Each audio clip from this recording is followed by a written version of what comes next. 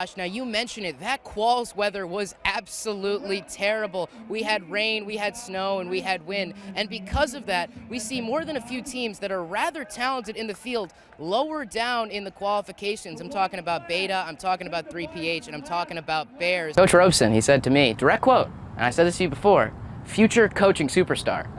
So what do you think kind of quantifies that sentiment? Why is he saying that? Roby's a really nice guy.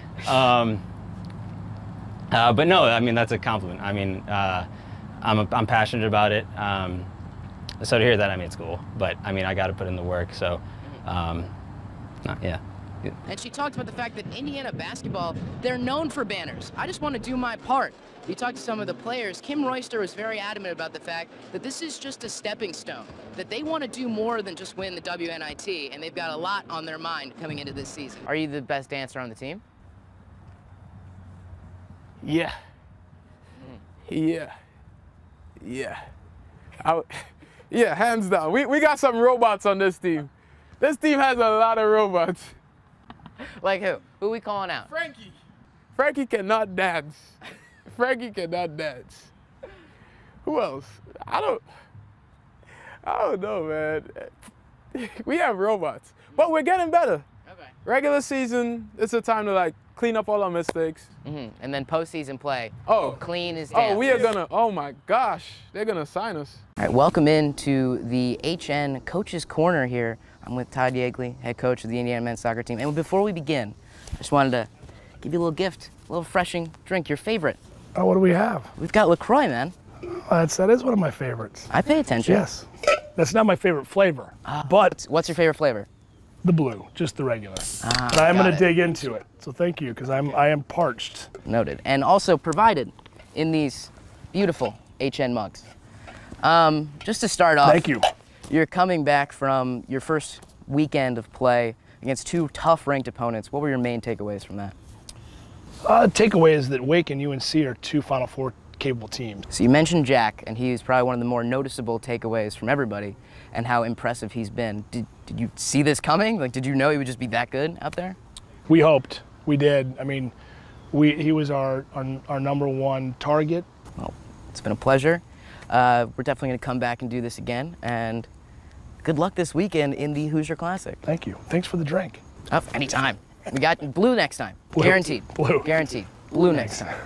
Cool. Perfect. Thanks, guys. Thank you. Thank you. I'll still drink it. Oh, of course. You ever get rickrolled? Rickrolled, you know, did you ever click on a YouTube video with this extremely intriguing headline that gets your hopes up, and then you somehow find yourself watching a Rick Astley music video from 1987? Yeah, rickrolled. Everyone has had to listen to I'm Never Gonna Give You Up at least once. Now imagine getting rickrolled over and over and over and over, and should I do it one more time? Should I do it one more time? I'm gonna do it one more time. And over again. That, ladies and gentlemen, is what it feels like to watch IU football. I mean, you shot that from about, 30 feet away almost? Is that something you practice a lot, or do you have the expectations that's going to go in? I practice it a little bit. Obviously, Coach Yeagley wants me to be in the box. He doesn't want to be shooting, 30-yard shots all the time. And lastly, something you do after pretty much every goal is you break out and dance. Everyone on the team does. Yeah. Just how much fun are you guys having? And was that a Millie Rock? It was. Yeah, it was a Millie Rock. My brother and I and just a lot of my friends back home, that's our dance. So it's kind of just a shout out to them. But yeah, we're having a ton of fun. Obviously tonight, even though we got the... Have you started to think about what that first experience is going to be like when you're at Assembly Hall and you lay down that first dunk in front of 17,000 people? I think about that every day. I daydream in class, just sitting there, just thinking like the crowd's gonna go crazy once I get that first dunk, first three, first layup. When did you dunk for the first time?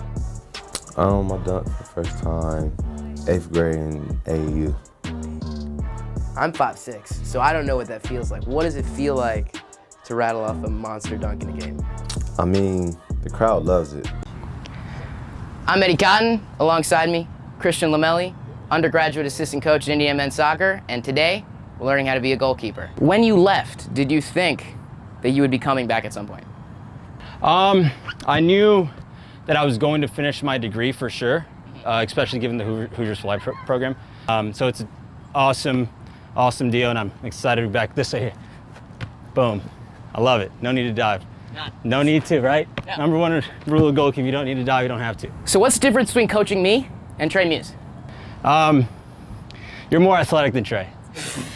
Jokes. He just takes advantage of his height. No, Trey's special goalkeeper, and I'm really lucky to be around him. Get back to the training a little bit. So let's do a little bit of high balls. Ball. So the stuff that like I'm not supposed to be able to get to. Yes, I mean neither am I. So. And you still find a way. Somehow. So now what it is basically it's like a layup, right? You use those first couple steps and you drive the knee up. A lot of people say it's for protection. I kind of think it's just for the momentum part of it. So to really drive that and catching it as high as you can. You don't want to go too straight with the elbows because then they lock and you don't have any sort of will to kind of give to the ball. You know what I mean? All right.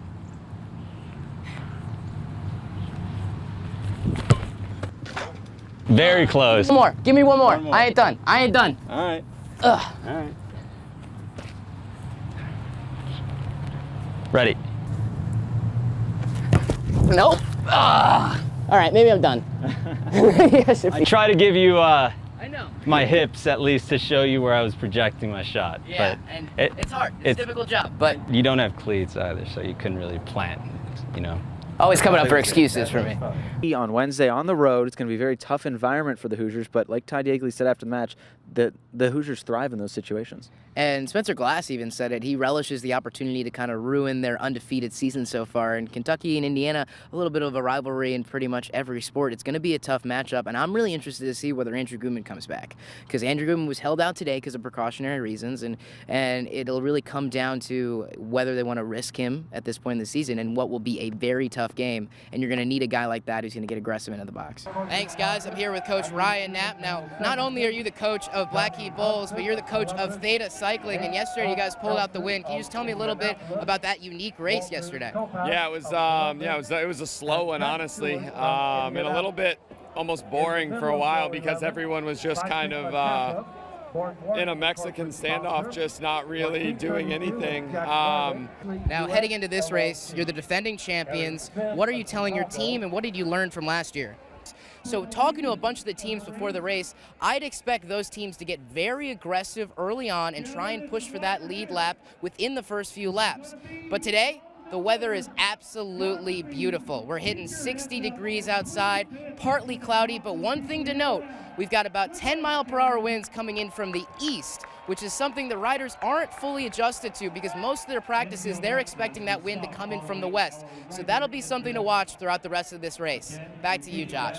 You're part of that defensive line that has 7 shutouts in their first 9 games this season. What has made your defense so impressive this year?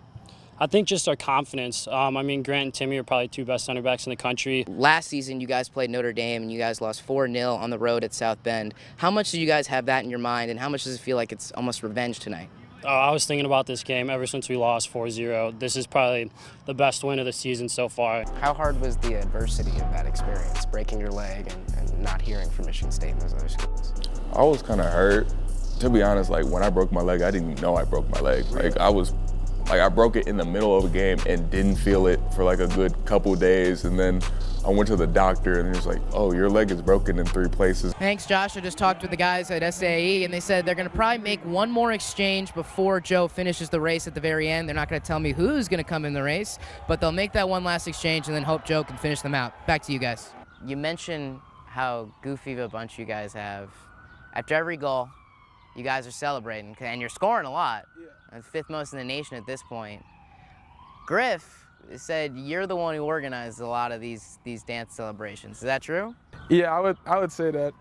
So how many of these you got in your arsenal? We got some more coming. Okay. We got some more coming. Now, can you run me through a few of the ones you guys have already done? Okay, so Griff, he scored his first goal, I think, the first weekend. And then he went on a kind of stalemate for a little while. But Griff's one of the best attackers in the country, hands down.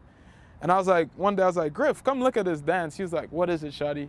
I was like, and so obviously Weddy was here last year. And Weddy put me on to a lot of English music. And the name of the dance is the Lean and Bop. It's basically you're just leaning and bopping. Lean and bop, Got lean it. and bop. And it's simple, but that's something I showed Griff, and Griff started to giggle. I was like, you like that? He was like, yeah. I was like, okay, next goal you score, we're doing that. He scored, we did that. Then we got the hotline bling, which is like Drake's dance. Yeah, everyone's got that Yeah, down. Drake and Griezmann. Of course. So I've been doing that a lot because I like that. Then Mason has his Millie Rock, which is the, yeah, Mason likes that. So I don't You don't touch him with that. I don't touch him with that. But we gotta switch it up a little bit. I think we gotta score some more goals and get some new dances for sure. And then you and Corey, I believe on your first goal of the Yeah. season, you had this kind of move here. So that was totally impromptu. Like, we did not make that up. You impromptu both had the same exact. Yes, that was. I still look at that goal like we still laugh about it because we did not know what we were doing, but it looked perfect. But we were hoping that's how it would look. Now, after 4 rounds, Indiana leads 3-2. Michigan State again needing to make this to stay alive in the NCAA tournament. Giuseppe Baroni approaching the kick. Muse in net.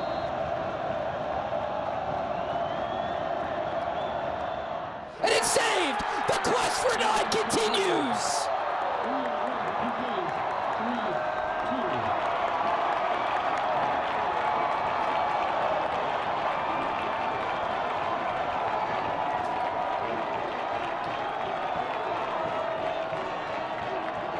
The crowd rushes the field here at Jerry Yeagley Field.